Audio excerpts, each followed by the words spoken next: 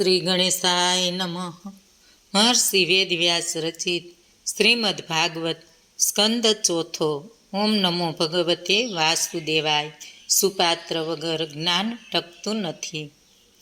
ભગવાનના શ્રોતા કેવો હોવો જોઈએ એ આપણે જોયું અને જાણ્યું. જ્ઞાન લીલા બતાવીને મૃત્યુ નજીક આવે ત્યારે જીવે શું કરવું તેની બીના સવિસ્તાર સમજાવી સાથે સાથે માનવ ધર્મનું ભાન કરાવ્યું.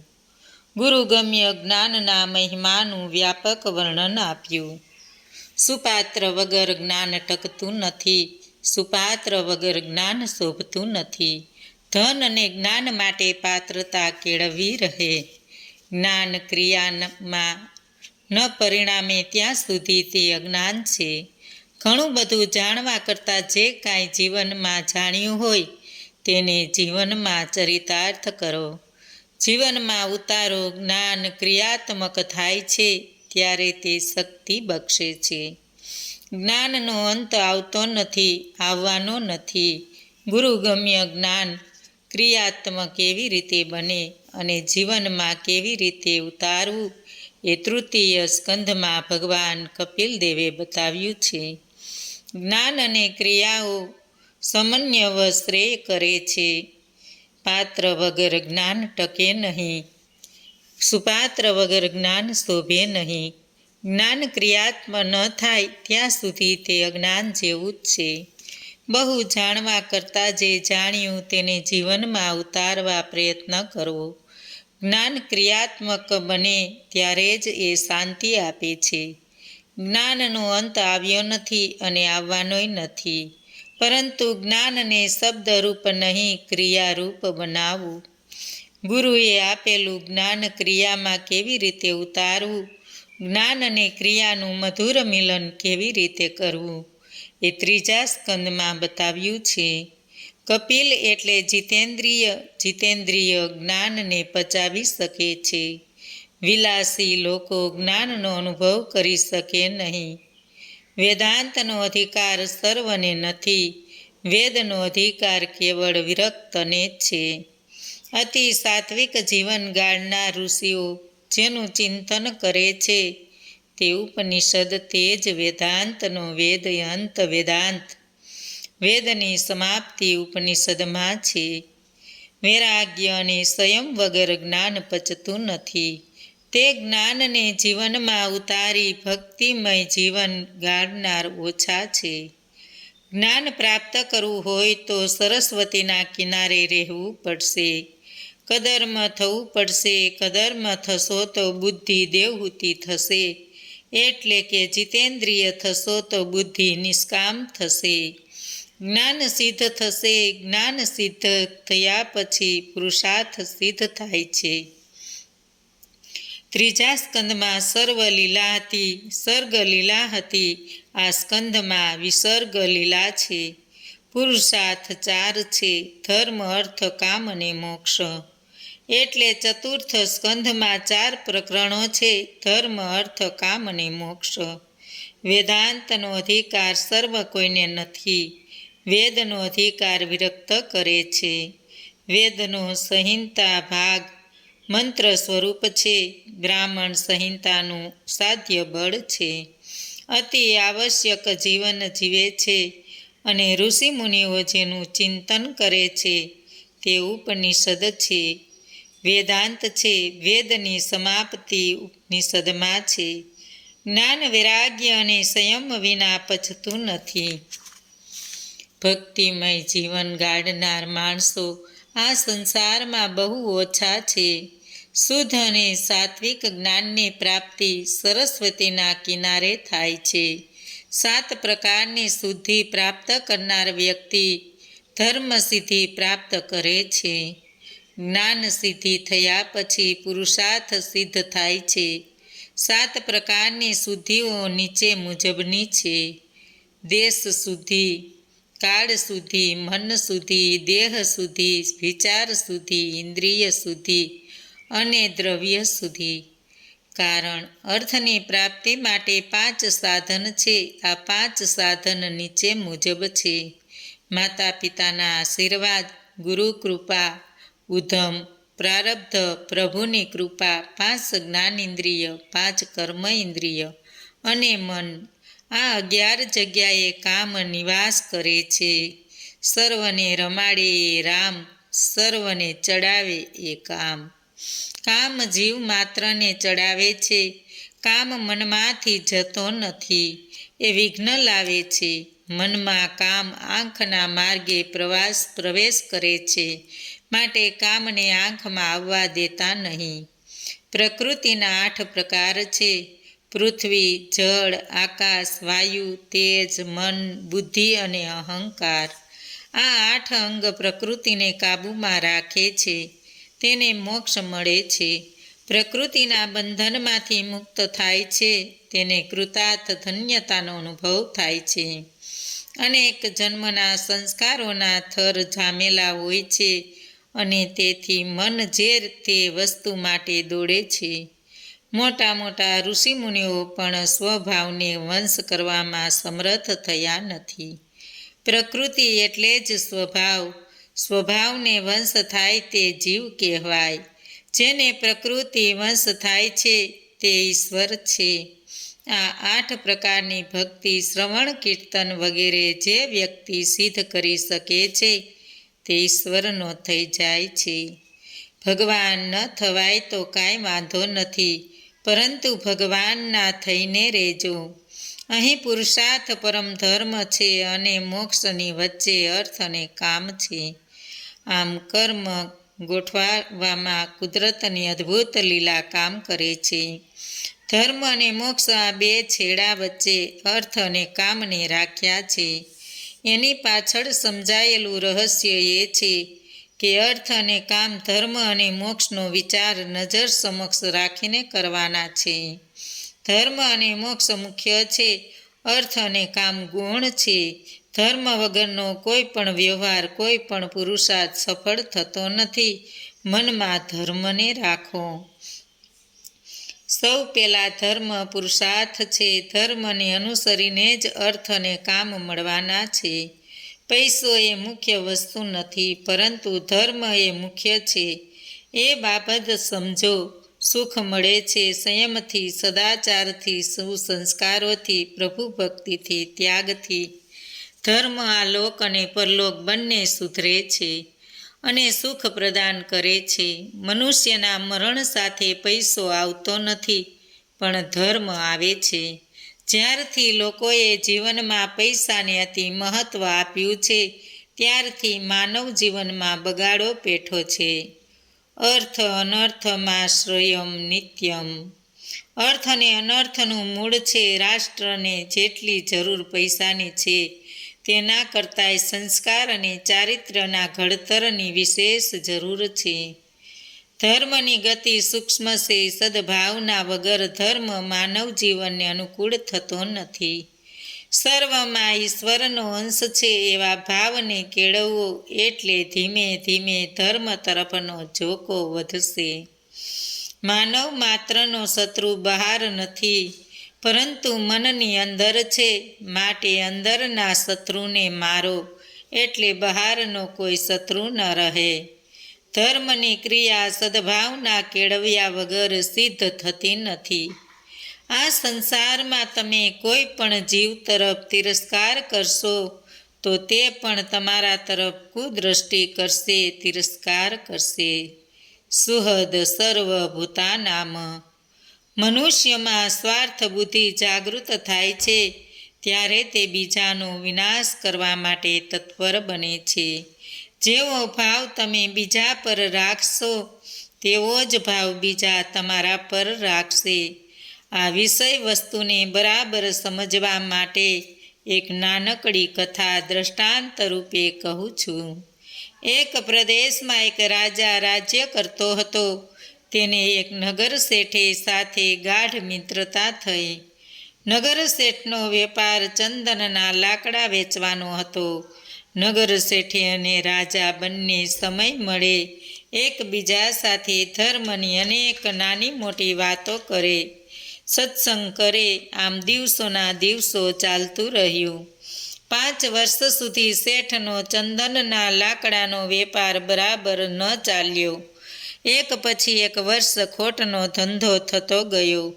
આમ ચાલે તો ઉધઈ લાગે અને ચંદનનું લાકડું બગડે, અને ઉધઈ લાગેલું ચંદનનું લાકડું જલ્દી ખપે નહીં. ચાલુ વર્ષે ચંદનનું લાકડું પૂરતા પ્રમાણમાં ખપે નહીં તો ખોટનો વેપાર થતાં પેઢી ડૂબવા લાગે. ચંદનનું કિંમતી લાકડું ખરીદનાર રાજા જેવા માણસો સિવાય બીજો કોઈ ન હોય. સ્વાર્થ બુદ્ધિ માણસ માત્રને ગાંડા તૂર બનાવી દે છે. મનુષ્યના મનમાં સ્વાર્થ વૃત્તિ જાગે ત્યારે તે બીજાના સ્વાર્થને બગાડવા તત્પર બને છે. બીજાનું બગાડનારનું કોઈ દિવસ ભલું થતું નથી. માણસના મનમાં સ્વાર્થ લાગે છે ત્યારે વિવેક બુદ્ધિ રહેતી નથી.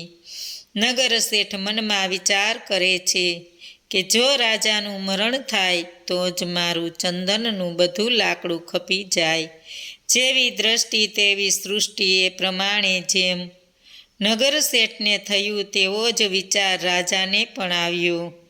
રાજાને થયું કે આ નગર શેઠ મરી જાય તો આ નગર શેઠનું બધું ધન રાજ્યની તિજોરીમાં આવી જાય.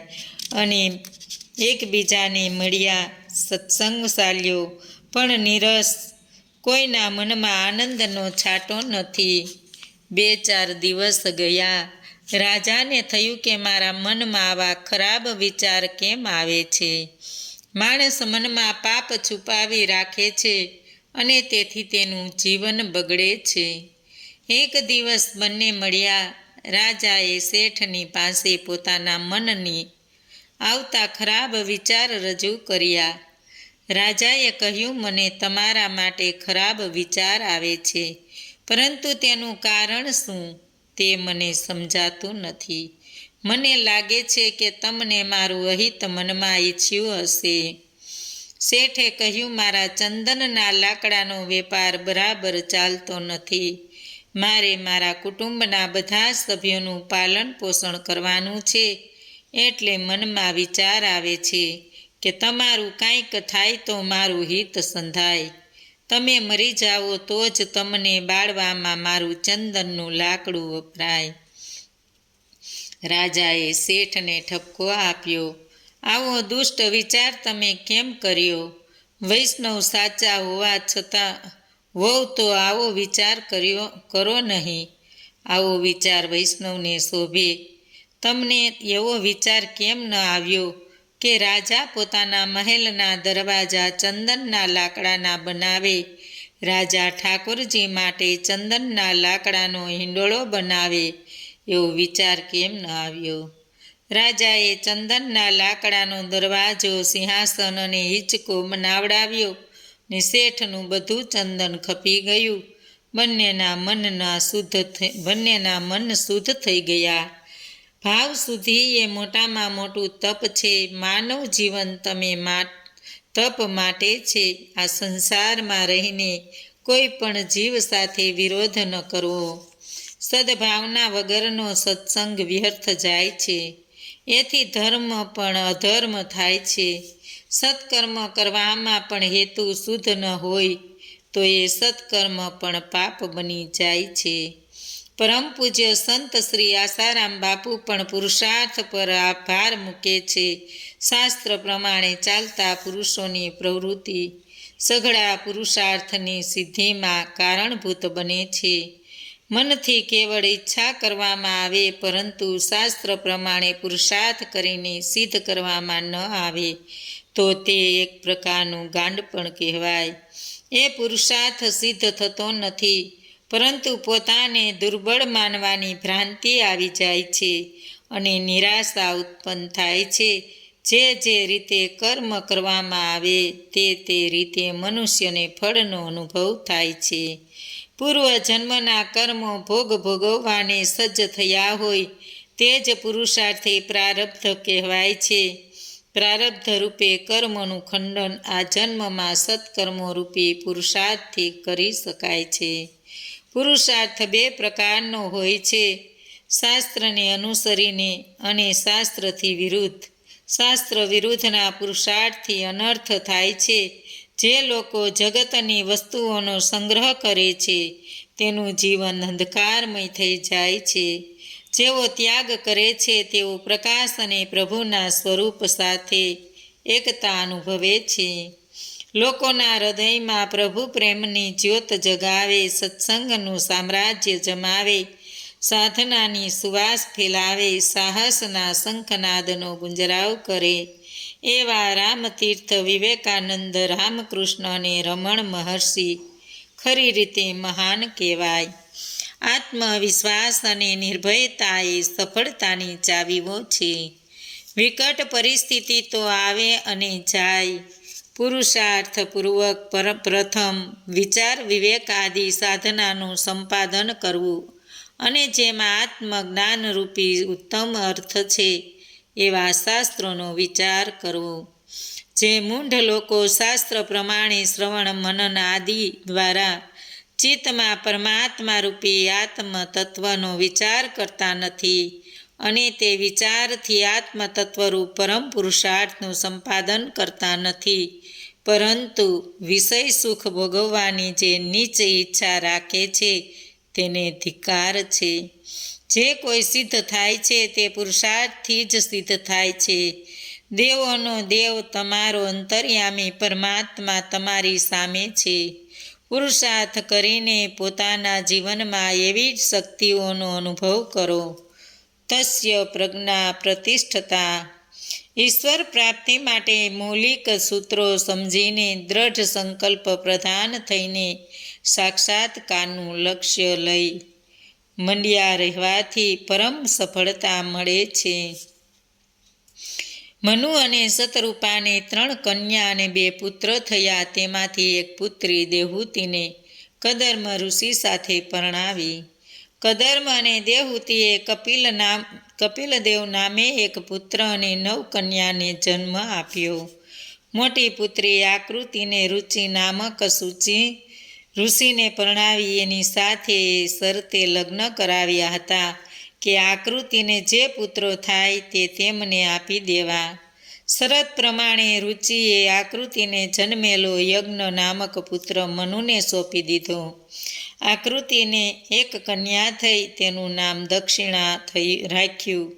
આ બંને સંતાનો યજ્ઞ અને દક્ષિણા વિષ્ણુ અને લક્ષ્મીના અંશ હોવાથી બંનેના લગ્ન કરવામાં આવ્યા. એમનાથી એમને 12 પુત્રો થયા હતા. આ છોકરાઓના નામ નીચે પ્રમાણે છે: તોષ, પ્રતોષ, સંતોષ, ભદ્ર, શાંતિ, ઈડસ્પતિ, ઇદમ, કવિ, વિભુ, સ્વહન, સુદેવ અને રોચન. આ 12 પુત્રો મનુના સમયમાં દેવો થયા. આ દેવો તૃષિત દેવો તરીકે ઓળખવા લાગ્યા. મરીચી વગેરે પ્રજાપતિઓ સપ્તર્ષિ કહેવાયા અને યજ્ઞ ભગવાન ઇન્દ્ર થયા. આ દરેકે મનુનો સ્વયં મન્વંતર નામે ઓળખાય છે. મન્વંતરને પૂર્ણ સ્વરૂપ ગણવા માટે 6 વસ્તુ જરૂરી ગણવામાં આવે છે: મનુ, દેવો, મનુનો પુત્ર, સપ્તર્ષિ અને ભગવાનનો અવતાર. સ્વયંભૂ મનુ પોતે, તુષિત દેવો, યજ્ઞ ભગવાન ઇન્દ્ર, સપ્તર્ષિઓ અને વિષ્ણુના અવતાર સમા મનુ ભગવાન હતા. આ પ્રમાણે સ્વયંભૂ મનુનો મન્વંતર પૂર્ણ રૂપનો હતો. દેવહૂતિને 9 કન્યા બ્રહ્મર્ષિ સાથે પરણાવી હતી. એના વંશવેલાની વિગત નીચે મુજબ છે: કલાને મરીચી સાથે પરણાવેલી. તેના 2 સંતાનો કશ્યપ અને પૂર્ણિમા થયા. કશ્યપનો વંશ ખૂબ ફાલ્યો. પૂર્ણિમાને વિરજ અને વિસર્જન નામે 2 પુત્રો અને દેવકુલ્યા નામેની 1 કન્યા થઈ. આ જ કન્યા બીજા અવતારમાં દેવગંગા નામે પ્રખ્યાત થઈ. અત્રિ ઋષિના પત્ની અનસુયાએ દત્ત, દુર્વાસા અને ચંદ્ર એમ 3 પુત્રોને જન્મ આપ્યા. આ ત્રણેય અનુક્રમે વિષ્ણુ, શિવ અને બ્રહ્માનો અંશ છે. અત્રિ ઋષિના પ્રબળ તપ અને અનસુયાના સતીત્વને લઈ આ ત્રણેય અંશ ભગવાનના અંશ સ્વરૂપે જન્મ લીધો હતો. અત્રિના ભારે તપને લઈ જગતમાં બળવા લાગ્યું.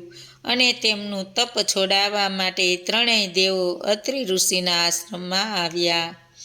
અત્રિ ઋષિએ ત્રણેય દેવોને પ્રણામ કર્યા અને તેમનું સ્વાગત કર્યું. સ્તુતિ કરીને કહેવા લાગ્યા, હે દેવો, પુત્ર પ્રાપ્તિ માટે મેં એક જ ભગવાનનું મનમાં ચિંતન કર્યું, પણ તમે તો મારા પર સવિશેષ કૃપા કરીને ત્રણેય ભગવાન મારે ઘેર પુત્ર રૂપે પધાર્યા. આજે તમારા દર્શનથી મન પ્રસન્ન થયું છે. દેવો બોલ્યા, હે બ્રહ્મણ શ્રેષ્ઠ, તમે સત્ય સંકલ્પવતી છો.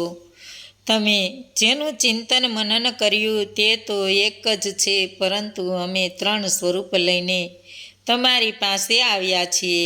અમારા ત્રણેયના ભેદભાવ નથી. તમારું તપ જોઈને પ્રસન્ન થઈ તમને વરદાન આપવા આવ્યા છીએ. તમારે ત્યાં અમે ત્રણેય પુત્ર સ્વરૂપે આવીશું, જન્મ લઈશું અને તમારો જય સર્વત્ર ફેલાશે. આ પ્રમાણે વરદાન આપીને ત્રણેય દેવો અદૃશ્ય થઈ ગયા. આ પછી અનસૂયાએ 3 મુખવાળા પુત્રને જન્મ આપ્યો. અંગિરા ઋષિ સાથે શ્રદ્ધા પરણાવી હતી. તેને 4 કન્યા અને 2 પુત્ર થયા. કન્યાના નામ સિનિવાલી, કહુકુરાકા અને અનુમતિ હતા. ઉત્તથય અને બહુસ્પતિ 2 છોકરાના નામ હતા. પુલસ્ય ઋષિને પરણાવેલી હવિભુએ 2 પુત્રોને જન્મ આપ્યો. તેમાં એક અગત્યસ્ય અને બીજા વિશ્વા હતા. આ વિશ્વવાનો કુબેર નામે એક પુત્ર થયો. વિશ્રવાને 2 પત્ની હતી, એક ઈડવિડા અને બીજી કેશિની. ઈડવિડાથી કુબેર થયા અને કેશિનીથી 3 પુત્રો કુંભકર્ણ, રાવણ અને વિભીષણ થયા. કદર્મની પુત્રી ગતિને પુલસ્ય ઋષિ સાથે પરણાવી. તેનાથી 3 પુત્રો અનુક્રમે કર્મ શ્રેષ્ઠ, વરિયાંશ અને સહિષ્ણુ થયા. કર્તુ ઋષિ સાથે પરણાવેલી ક્રિયાને 60,000 વાલ્ખિલ્ય ઋષિઓ થયા. વશિષ્ઠ ઋષિ ઉર્જાને પરણ્યા.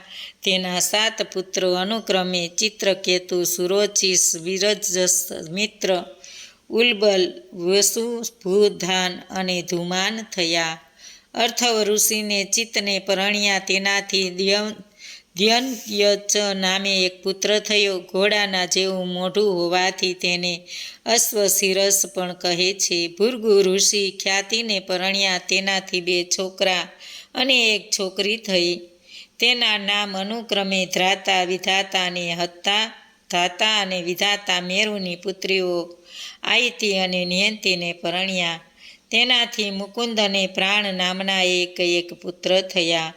ભૃગુ ઋષિ પુત્રનું નામ માર્કેન્ડ્ય અને પ્રાણના પુત્રનું નામ વેદશિરા રાખ્યું. ભૃગુ ઋષિના 3જા પુત્ર કવિને ત્યાં ભગવાન શુક્રાચાર્યનો જન્મ થયો. આ પ્રમાણે મૈત્રેય ઋષિએ વિદુરજીને કદર્મ ઋષિનો વંશ વિસ્તાર વર્ણવ્યો. મનુ મહારાજની 3જી કન્યા પ્રસૂતિ જે દક્ષ પ્રજાપતિને પરણી હતી, તેનાથી તેમને 16 છોકરીઓ થઈ.